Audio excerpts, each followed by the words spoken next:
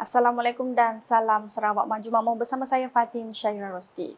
Tumpuan berita, kembara kenali Borneo yang di-Pertuan Agong Al-Sultan Abdullah Riyatuddin Al-Mustafa Billah Shah dan Raja Permaisuri Agong Tunku Azizah Aminah Maimunah Iskandariah bersama rombongan yang bergerak dari Sabah selamat tiba di Lawas, Sarawak.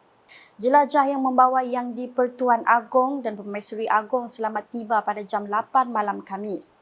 Keberangkatan tiba baginda berdua serta rombongan yang masuk ke Sarawak melalui ICQ Merapok terus ke tebingan Sungai Lawas telah disambut oleh Tuan Yang Terutama TYT, pemangku Yang di-Pertuan Negeri Sarawak Tan Sri Muhammad Asfi Awang Nasa dan Timbalan Premier Sarawak yang juga Ahli Dewan Undangan Negeri Adun Bukit Sari, Dato' Amar Wang Tengah Aliasan. Kunjungan baginda berdua yang diiringi Menteri Pengiring iaitu Timbalan Perdana Menteri Datuk Sri Fadilah Yusof mendapat sambutan yang sangat meriah oleh rakyat di Lawas yang tidak melepaskan peluang untuk bersalaman dan merakamkan gambar kenangan bersama. Daerah Lawas yang berkeluasan 3,812 km persegi dengan jumlah penduduk seramai 46,200 orang menjadi tumpuan apabila menjadi lokasi pertama di negeri ini yang dilalui konvoi kembara kenali Borneo. Antara pengisian program iaitu termasuk persembahan sambutan kebudayaan daripada 6 etnik dan sesi menandatangani plak kembara kenali Borneo. Selepas itu, konvoi meneruskan perjalanan ke Brunei Darussalam melalui Jambatan Temburong sebelum ke Miri untuk meneruskan pengembaraan. Kembara kenali Borneo ini juga akan melalui bandar-bandar utama seperti Miri, Bintulu, Sibu, Sri Aman, Kuching dan akan menamatkan jelajah di Teluk Melano Lunduk iaitu yang terletak kawasan di selatan Sarawak. Berita seterusnya, evolusi infrastruktur bukan hanya mengenai simen, asfalt atau bahan konvensional, namun ia juga mengenai menerima pakai sesuatu yang bersifat eksperimental, inovatif dan mampan. Menurut Timbalan Premier Sarawak, Dato' Ahmad Douglas Ugambas, dalam era kesedaran alam sekitar ini, mencari penyelesaian yang mesra alam bukan sahaja diutamakan, tapi ia adalah penting.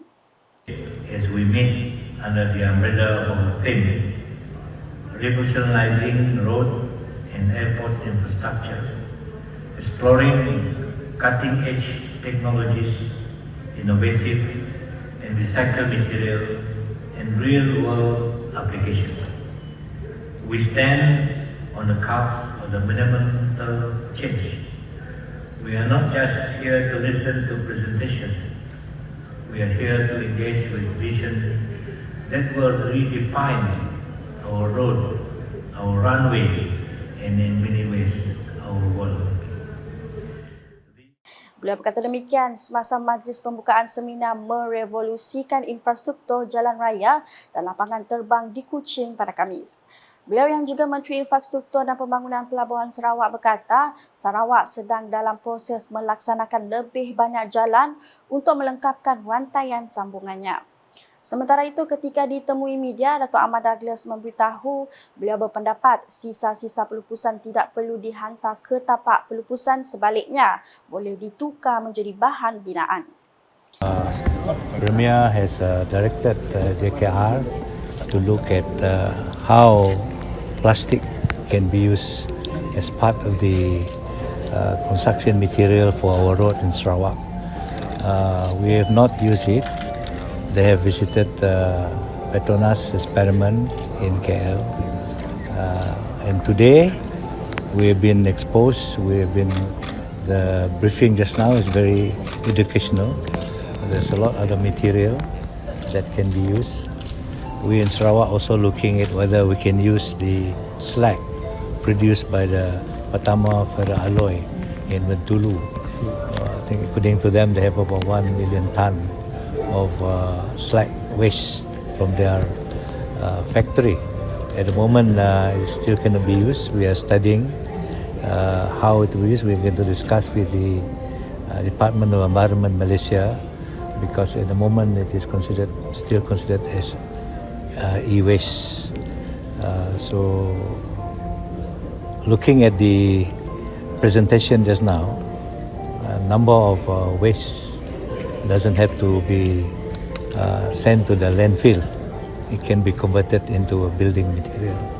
This is very interesting. We are following up with them to acquire technology, to learn ways how to turn all this waste and into building material, into our construction of the road material.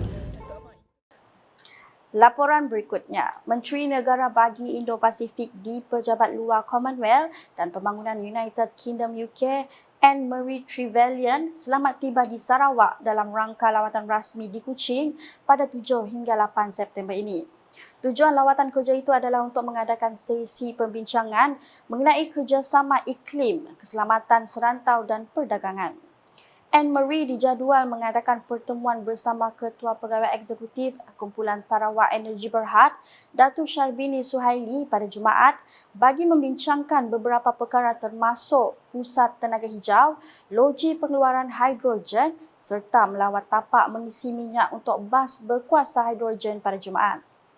Dalam pada itu, beliau turut dijadualkan melawat ke Muzium Budaya Borneo dan Pusat Pemeliharaan Hidupan Liar Semenggoh pada hari sama.